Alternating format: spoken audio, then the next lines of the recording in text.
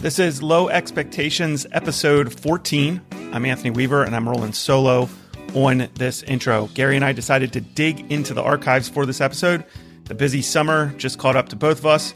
We had to take a minute off, but the episode you're about to hear was an exclusive Diakonos, a Cops Calling podcast episode that we recorded for our patrons only, exclusively for our patrons back at the beginning of 2023. And it's never been released to the public until now. In it, we talk about an interesting First Amendment issue, discussing how we would respond to it as officers and the role our Christian faith plays as we carry out our law enforcement duties. If you'd like to become a patron and get early access to episodes and patron-only content, go to diakonosacc.com. That's diakonosacc.com. Click on the support tab for more information. Okay, enjoy this episode. It's a great one, and it's from our patron-only archives. You're going to love it. Listen to it now.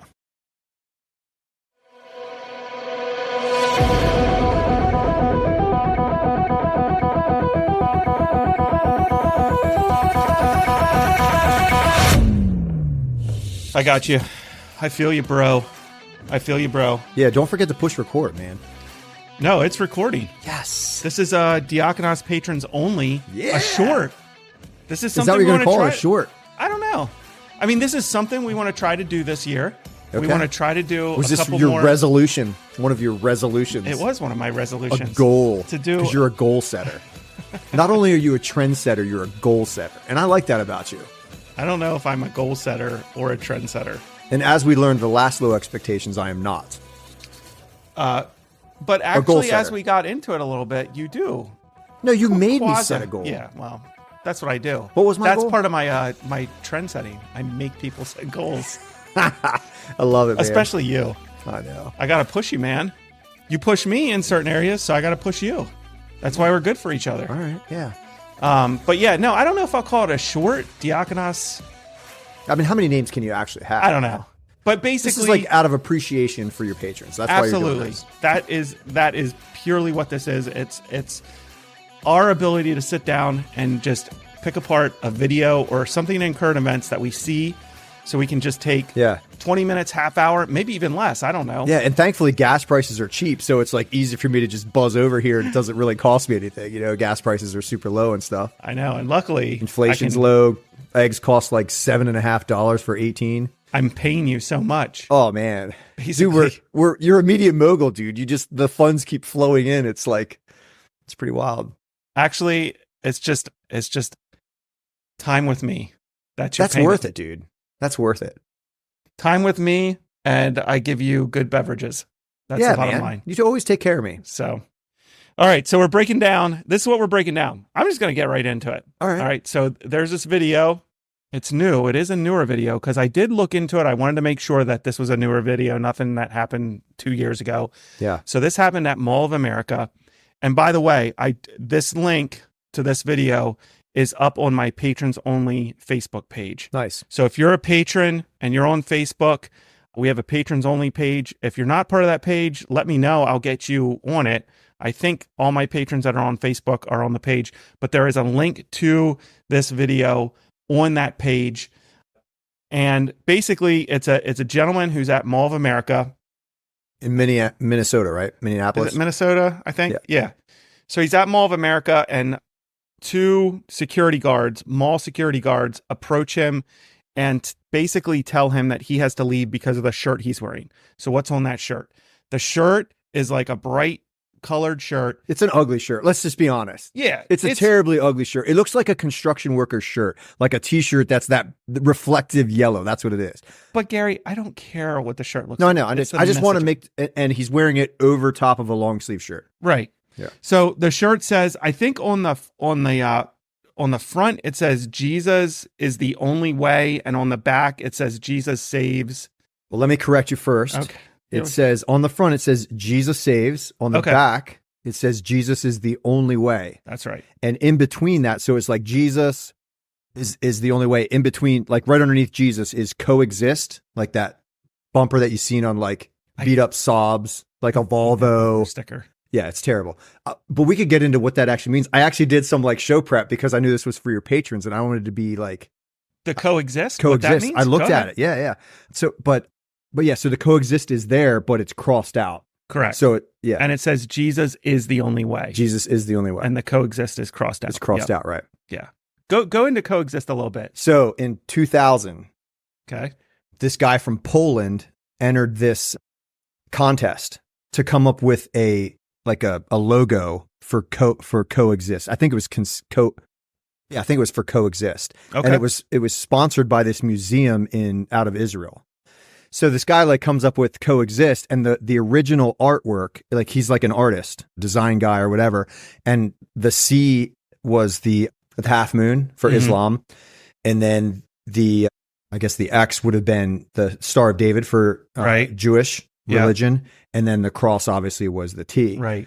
So they have like a pagan symbol in there. Like so now sort that's where it gets interesting. Okay. So it changed, it morphed over the years. So like I think that was like 5 years later, like some company in Indiana reaches out to this guy in Poland and says, "Hey, we want to use your stuff." And he was like, "Oh, I don't even know what you're talking about." Like it became like this big battle. Okay. So then it changed and morphed into all of these things. Where like the peace symbol's in there, and there's a Wiccan thing for the eye, I think is like that. It's like So anyway, so it changed and morphed, and like somebody made it like, I think t-shirts were originally like $50 a piece at like some high-end store for a t-shirt with this thing on it, and now they're everywhere. right. So that's what that coexist thing is from. The coexist thing is so interesting to me because it basically is like, if you look at it and it says coexist and has all these different symbols for all these different religions, Right. it's basically then stating that none of them they can't all be true. So if they can't all be true, then what you're actually promoting is that none of them are true, and then the saying just starts to fall apart. Do you know? Does that make sense? I mean, I think the original, like, here's the thing, like major wars have been going on over religion for many, many years, Right. obviously. Right. I mean, Islam in the name of Christianity, like all of that, you know what I mean? So I think the original thing, like, we should be able to live in peace without being at war. You know, like we are mankind. Right. We should be, and I believe that Christianity is moving forward and nothing's going to stop us. Right. Right. The church is expanding, but we should be able to live in peace. Like the Bible doesn't call us to arms against the Jewish religion or Right. arms against pagans. And, it doesn't call us to that. Right. So we should be able to live in peace. But the Bible also is clear that Christianity Is the way. way of Jesus is the only It's way. the only way. Yeah. I'm And 100%. I know you are. Yeah, I'm just like the coexist, the statement itself, like when you really think about it, it's just so interesting to me because you're asking different religions that are diametrically opposed to each other Right. to like be okay with each other. Well, Like accept your beliefs. Well, if Islam would be okay with Christianity, then you wouldn't have Islam. If Christianity would be okay with, like, it would mean that they would cease to exist. Yeah. Do you know what I mean? Like, I know we're getting a little like deep here, but basically, you have the cross and that coexist. The whole idea is that everyone should get along. It doesn't matter what religion or what you believe. Everyone's right. Truth is, whatever you want it to be. Yeah, I wish we could all live in peace, understanding that our views are different. Like that would be Right. my goal. I mean, I would obviously want everybody to Right. be born again. I hear what you're saying, Yeah. but at the same time, the Bible is clear that Christ will come back with the sword. Oh yeah. I'm not So- saying that isn't the I know, case. I'm just saying, like, we are not called as believers, as Christ followers, to bring to fight Right, to fight a holy war. physically, to Right. fight a holy war. That's all I'm saying. Yeah. You can live in peace With and have differing opinions without going to war. correct. Because we do that it- every day. Yeah, We're around people every day who believe different things than we do. correct. And And we should be Right. at peace. Yeah. Yes. I think. Yeah. So anyways, that is an interesting, like a little history lesson on coexist. But that's what the shirt says. So we break down what the shirt says. Mall security approaches this guy. From the video, it appears that this guy earlier It was a week before. had actually been at the mall preaching, like doing sidewalk preaching, either just outside the mall or in the mall. And he had been told to leave because it fell under their soliciting policy. Right. So on And this, he was given a 24-hour notice of trespass. So he wasn't allowed to be there for 24 hours. So Right. that had already passed. right, And he was back in the mall wearing this shirt. right. Right. Approached by mall security tells him that his shirt is religious soliciting and that he either has to remove it or leave the mall. Correct. That's what they're telling You can remove it and you can go to Macy's and you can Right. continue your shopping. Right. So the police are never called to this incident. And he was actually never removed from the mall. He was allowed to stay. And he was allowed to keep his shirt on. He was. I don't know. The video doesn't show how they came to that agreement or what happened. I don't know if a supervisor came or what. But basically, one of the mall security guards was telling him, your shirt is religious soliciting. And it's offending people. It's offending people. And we got complaints about it.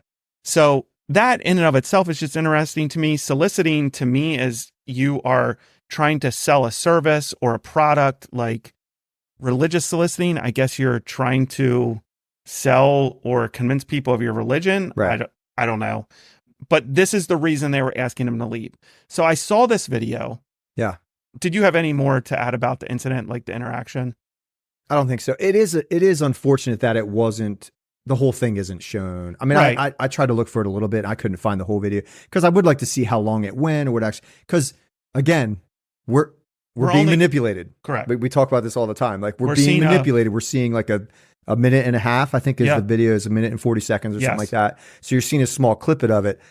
So we're basing our conversation on this minute and 40 seconds. Correct. And these guys weren't like complete jerks to him. They weren't like beating him up. I mean, No. it was just a word battle. Yeah.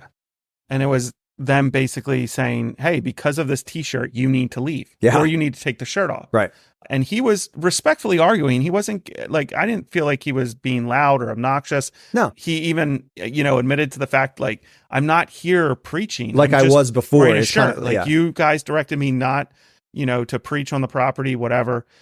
So all that to say, I watched the video. I was thankful that the police weren't called to it, but it got me really thinking about, as a police officer, how would I handle a situation like that if I was a police officer in that jurisdiction? I get called to the Mall of America and I'm told this person has been directed to leave and they won't leave. And they've been directed to leave because of this shirt they're wearing.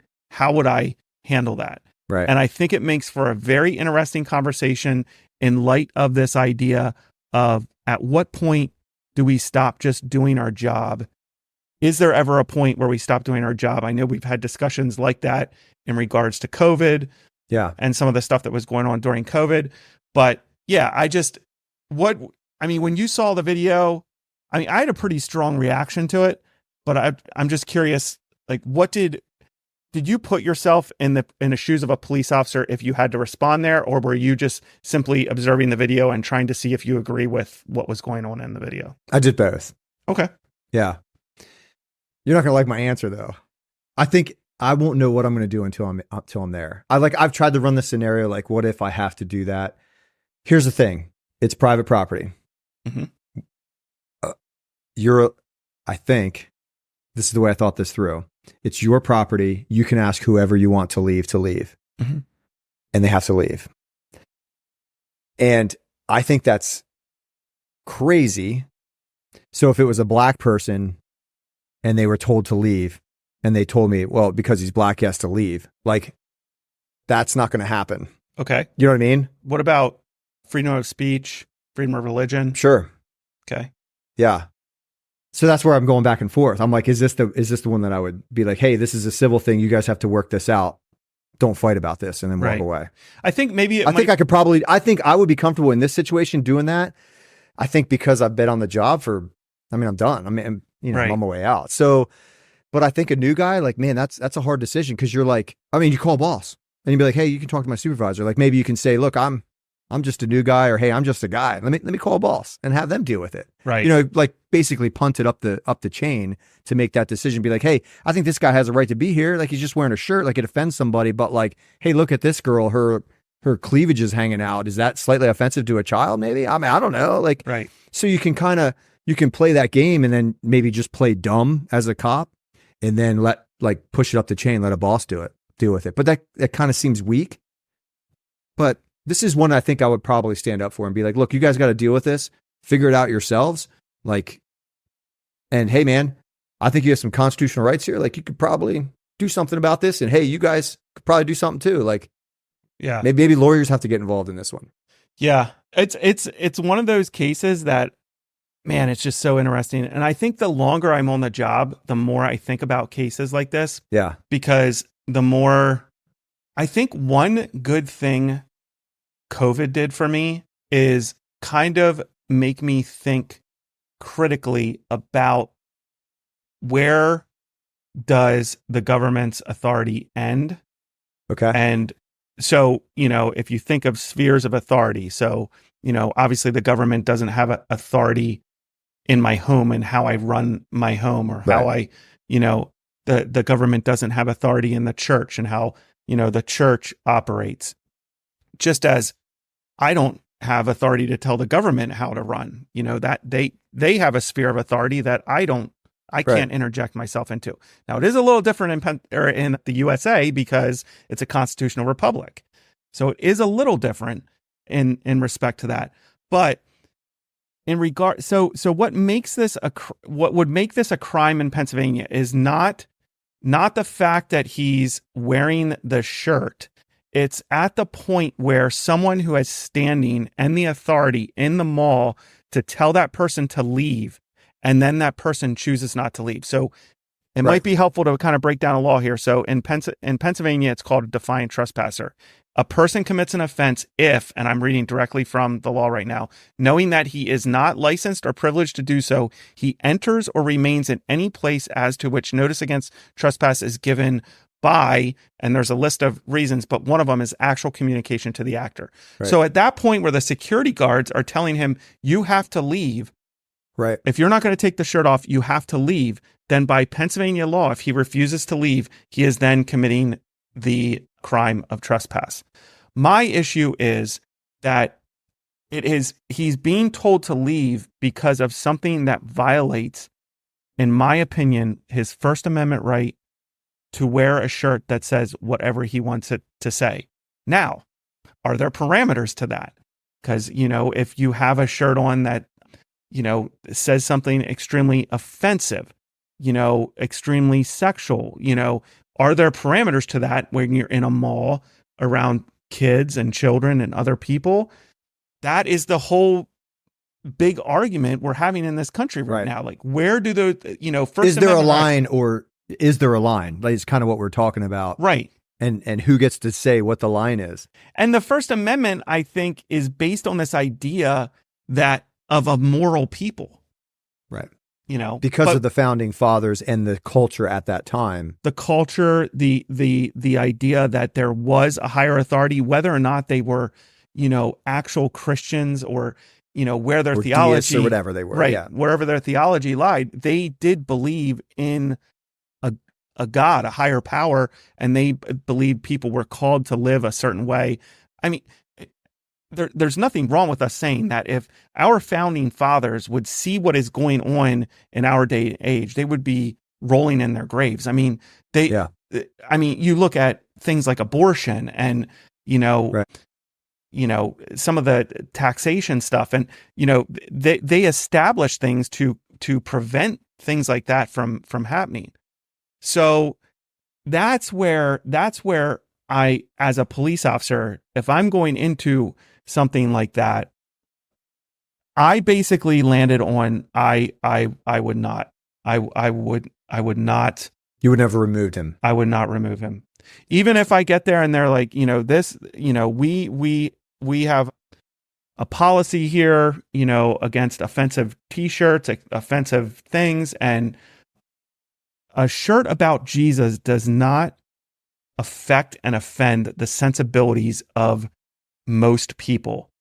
And most people, if they are offended by it, are not offended because the message itself is offensive. They're offended because they are anti-religious or they hate God or something like that. It's not, if you put a Jesus shirt in front of someone and then you put a F you, like, or I'm a Satanist, or I'm a, not even a Satanist. I mean, if someone was wearing, well, I think that's a good example. If someone was wearing a Satanist shirt, Sure. and says, is there any difference? I worship Satan. There is no other way other than Satan, something like that. Sure. As a police officer, am I going to remove a person if that is the reason I'm given, that they're being told they need to leave? Right. I think I have to recognize, well, we're violating their First Amendment. If that's the reason you're asking them to leave, we're violating the First Amendment. There is nothing on your building that says they can't be there with a shirt that says, I love Satan, just as there's nothing on your building saying they can't be there with a shirt that says, I love Jesus. Right. And you can't tell me that in and of itself is, yes, it may be offending people, but right. Where does the right of the person wearing the shirt does their right supersede everyone else, or does everyone else's right supersede them? Or it's a First Amendment thing, I think. Yeah. I wonder if there is case law or some Supreme Court judgment on something similar to this. You know what I mean? Like, I wonder if it's out there. It's too bad we don't have a constitutional lawyer around. You know what I mean? Right. Because we're just a bunch of idiot cops, like, I think trying to think through this. I think if they would have removed him, he would definitely have a lawsuit on his hands. I think you're right. Definitely. I think you're right. A shirt about Jesus does not offend the sensibilities of your normal, everyday working person. They may not agree with it, just like I wouldn't agree with a shirt that says, I love Satan, Right. Especially, you could probably just Google what is the population of Christianity in the United States of America. It's probably gonna be like 40%. It's probably gonna be 50% or higher. Right. Which is silly. But like, you could literally just be like, half the nation doesn't find this offensive. Like, right. There's your case right there. So yeah, I don't know. I would be hard pressed to remove that person. Right. Especially, you're not causing disturbance. The only disturbance there was the fact that someone was recording it and two mall cops are talking to this guy in the shirt. You know what I mean? Like, it didn't seem like there was a crowd gathering in light of anything other than the fact that as soon as two cops start talking to somebody or there's a car stop, people are looking. Like, that's what happens. Yeah. So yeah. But you tend to lean more towards you would fall under the idea, like, at that point, someone with the authority to tell him to leave has told him to leave. And now because he's not, it's a trespass issue. I don't know that I do. I'm wishy-washy on this. No, I've been wishy-washy on it. Yeah. I think this is probably one that I wouldn't, even a Satanist shirt. Yeah. I'd be like, bro, I'm not removing this guy because he's wearing a shirt that offends some people. Like, I'm not doing that. You could talk to my boss, go to my boss. And then you have the dilemma of your boss ordering you to do it. Then what do you do? Like, so you can keep what ifing this to death. You know what I mean? But I think it's good to what if it to death.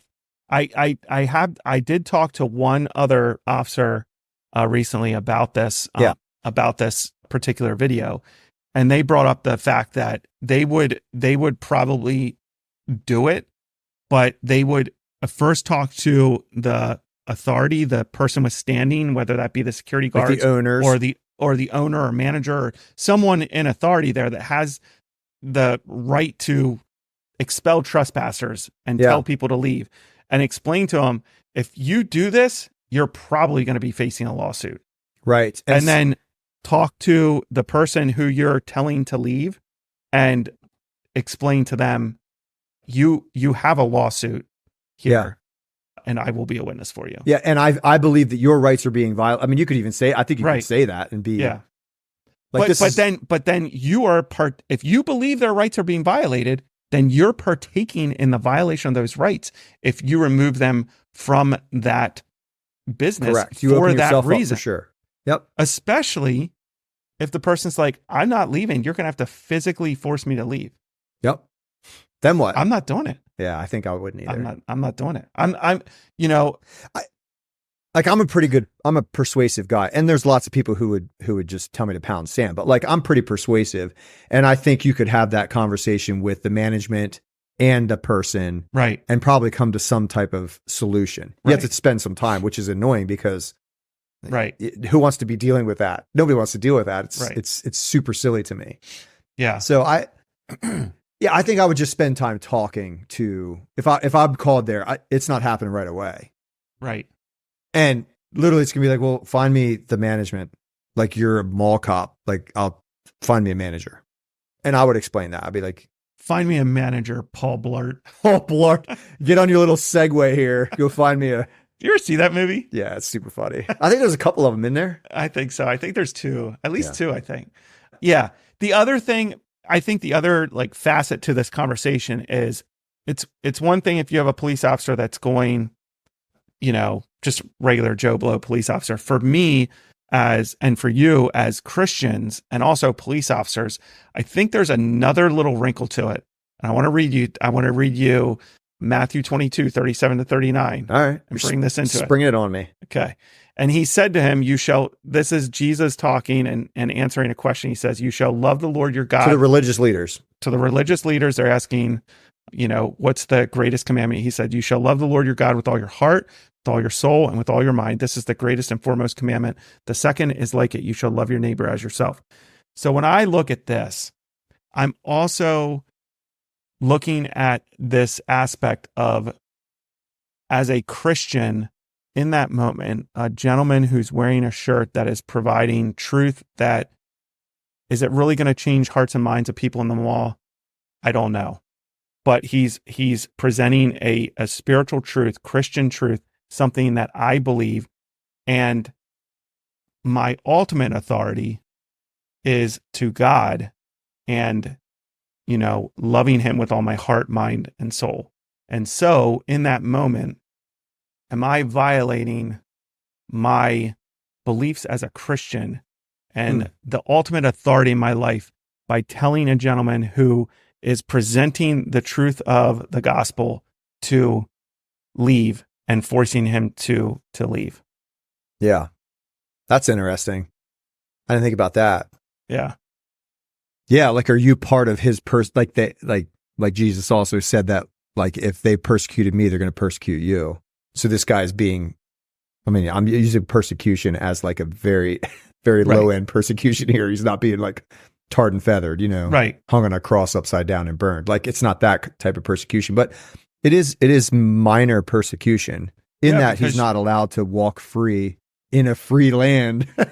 Right. It's different if you're in, if you're in some country where Sharia law is the law of the land and you're, out there wearing a Jesus shirt, like, you should expect to probably get hit, hung. Yeah. You know what I mean? We live in the United States of America where you're supposed to be able to worship who and what you want and live free. Right.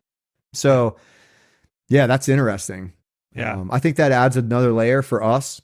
I definitely think cases like this are definitely add another layer for us as believers who are also police officers. Yeah. And I think it needs to. I think we need to critically think about these things, because here's the bottom line. If there is serious persecution of Christians in this country, the first people that will be used to push that on the people are the police. Yeah, it's not going to be the feds. No. It's going to be the local. It's going to be the local police, because we are the first ones. Forceful arm of the government. Yeah, that's right. And so if our government decides that certain things will not be tolerated when it comes to Christianity, the police will be looked at to enforce that. Yeah. So, like, think about, like, the Planned Parenthood protests, people on the sidewalk, the marches through the street for Planned Parenthood, or like, anti-murder of babies protests, like those kind of things. I haven't seen a whole lot of pushback to that yet, which is good from the government. Yeah, I recently heard a podcast from a gentleman, or a gentleman was talking about, he's like a abolitionist. What do you keep clicking over there? It's a brass lighter. It's like a fidget spinner for me. It's so loud. Is it really? Yeah. It's kind of cool, right? It is cool. I'll put it down. I got it from my grandfather died like a while back. And okay. It's his. And I was given it. Do you just carry it? I carry it. I can light it. Well, I know, but I can do a trick with it too. You want to see the trick? Go ahead. All right. So you light it, and then you see that? Oh, yeah. So I made the flame vanish, and then I flicked it. Okay, what's the I'm science not telling behind you, it? man. Figure it out. So then I flicked it Right. and the flame came back. Yeah. It's like a classic Zippo lighter. Okay. I mean, I don't smoke at cool. all. I don't even know why I have a lighter. And the flame is so ginormous. Like when I'm doing leather stuff and like trying to like burn the end of a thread after like Right. stitching an item. It's it's 3.5 inches tall, this flame. So I'm like melting stuff. I'm like, geez, it doesn't work for that. So it's like a fidget spinner. Is it something you carry all the time? A lot of time. Yeah. Okay. All right. Were you like really close to your grandfather? No, not really. Okay. I think it's just also like a means- comfort item too now. Okay. It's become like a pacifier probably. Yeah. You should get one of those fidget spinners. Dude, that I kids just have. did a training on officer wellness and I think I have PTSD. Like I have all of the signs, dude. Every single one of it. And I think I'm going to go get like diagnosed. Really? Yeah. I think I'm going to go get diagnosed. And then when they diagnose me and they say you need to take this medicine, I'm going to be like, yeah, get away from me. I'm going to walk away. So why would you get diagnosed then? Just to say that I have it. Like officially? Are you going to like smoke weed when you retire then? No. Because you can get PTSD. That's one of the ways you can get. So I've talked to vets about that and it has been super helpful for them. Okay. Now That is one of the reasons why you can get a medical marijuana card. Now I would deal with my issues different ways, right? I have better coping mechanisms than smoking weed. Yeah, I don't think I would ever do it. Yeah. What about gummies? You like candy, like edibles? I don't. You got, I don't ever see myself yeah. trying it or doing it. I'm not really interested either. I'm not even curious. I'm also not a fan of the whole medical marijuana thing. I did a little something on that. I think season 1 on the whole medical marijuana thing and how. Yeah, I'm not a fan of it. I think it's bad. Yeah. Bad news for people. But anyways. Yeah, what were we talking about? We were talking about, I recently heard, man, yeah, we got way off there. Yeah, how did that happen? Because you were flicking a lighter. Yeah, you got real mad. You were interrupting this podcast with your little fidgets. Sorry, man. I got problems. I got issues. Well, don't we all? We were talking about the whole abortion thing. So I had heard a podcast of a gentleman, Christian guy. Again, I'm listening to a podcast. I don't know this guy. I don't really know what he's about. Sure. And I don't know like the things he's saying, I didn't verify him, but basically, he's an abolitionist when it comes to abortion. Okay. I don't know why I had a brain fart right there, but he's an abolitionist, I've always said that I'm pro-life, but I'm actually an abolitionist. And what an abolitionist believes is that because it's a murder of a baby, because it's a murder of a human being, that the people involved should be charged as such. Okay, yeah. So I tend to have an abolitionist view. So he is really involved with the pro-life movement and really making changes there. And he does these protests where he'll do sit-ins at agencies where they're doing abortions, Planned Parenthood places where they're doing abortions and such. He'll do these sit-ins and he's been arrested several times. Okay. So I'm listening to this and I'm thinking about this. I'm like, okay, here's a guy who is standing up for something that I wholeheartedly back and believe in. Right. He is standing against something, one of the greatest evils, if not the greatest evil of this country, of this country. For sure. Okay. I know some people have said, obviously slavery and things that happened during slavery, that was evil. Terrible. But I think the killing of a image bearer of God is one of the greatest evils, if not the greatest evil this country has ever partook in. So now thankfully I don't have any Planned Parenthood agencies in my jurisdiction right now, but now I have a sit-in and I have to go and they're refusing to leave.